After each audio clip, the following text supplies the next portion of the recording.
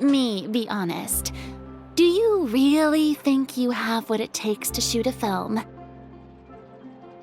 You put no thought into finding a good camera angle, and the characters weren't even in the shots. As for the original intent of the characters' lines, did you leave them somewhere in the vicinity of Elton Trench? I mean, I guess you could be trying to pursue your definition of the avant-garde. If that's what you're doing, I suppose you do have to find yourselves a capable director. Yeah! Does that mean you agree to be our director, Farina? Did you think I would agree just like that? After our performance of the Little Oceanid, I've begun to make a name for myself again, you know. In fact, I've already had several troupes approach me for the Fontanalia Film Festival. Unfortunately, the scripts were all pretty boring and didn't pique my interest. If others were to find out I agreed to work with you so easily, then, well... Hey, but didn't we have a deal? What else do we need to do to convince you, Farina? Well, what about the pay? Huh? You know, how much you're willing to pay me to be the director? The pay is also an important factor for me to consider, you know. Well, I can offer you this much?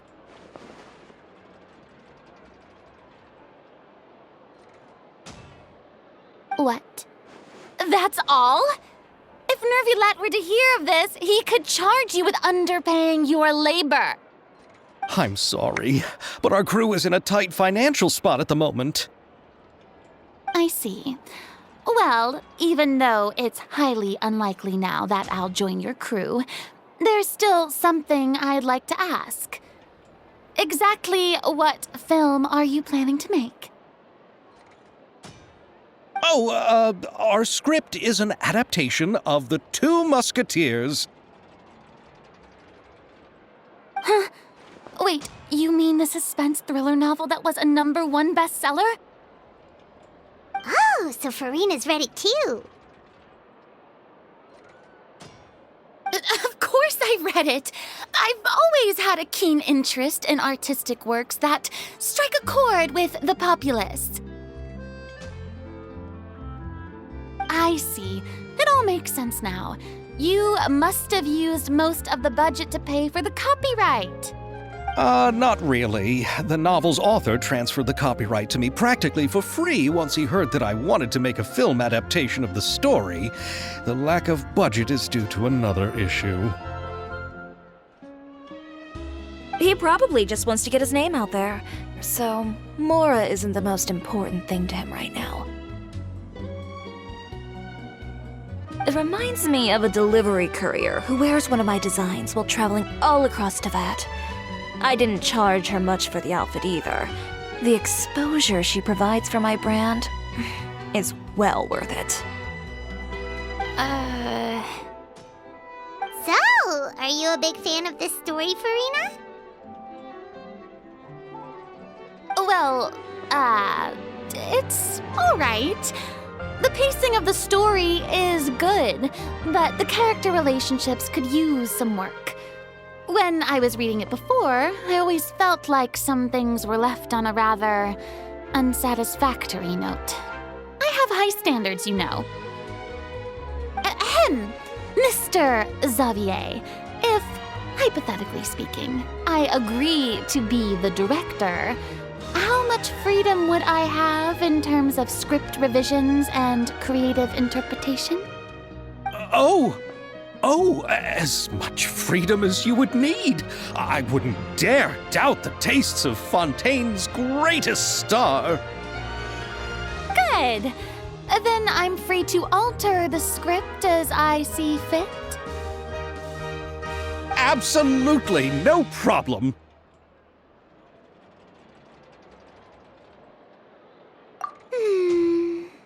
All right. It seems that your crew really can't go on without my care and direction.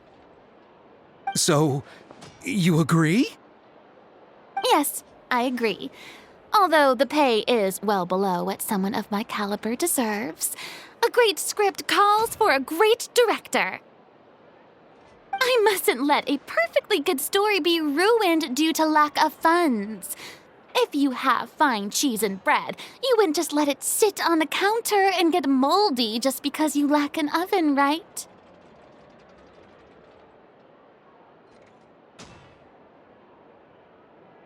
Oh, Hydro Archon above!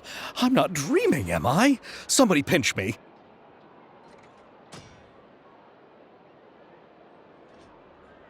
There's no more Hydro Archon, you know. And it's still a little early to celebrate.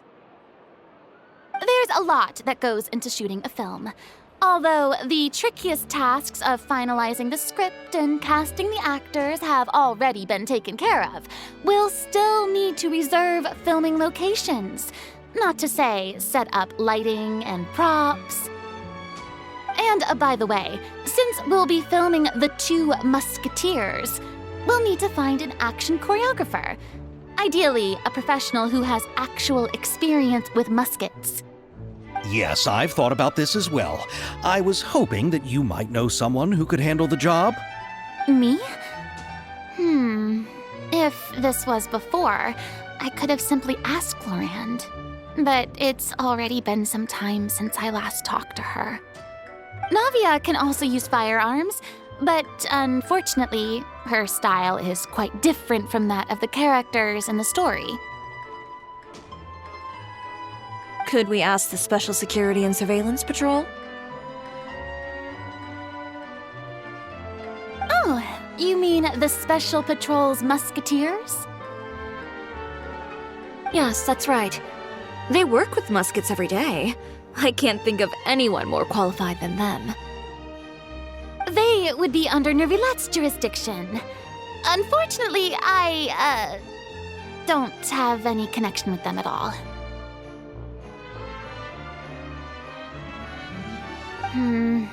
So, in the end, we still have to start by talking to Nervilette. No need to go to all that trouble. I know their Captain Chevres. Oh, you do? Wait, Chiori, how do you know the captain of the Special Patrol's Musketeers? No particular reason. Running a business means dealing with some trouble from time to time, and she's helped me out on a few occasions. In return, I've helped her handle a few situations in which the Special Patrol couldn't get involved directly. So, we've gotten to know each other over time. So you're saying there's been times when the Special Patrol needed a fashion designer to handle a situation? Your work is becoming more and more mysterious. It'd be best to keep it that way. Anyway, enough about that. What do you all think about asking the captain to be our musket action choreographer? She sounds professional enough. She is a captain, after all. I have no objections. But I imagine the Special Security and Surveillance Patrol must be busy with their duties. Do you think she'd really have time to help with shooting a film? And then there's the issue of pay.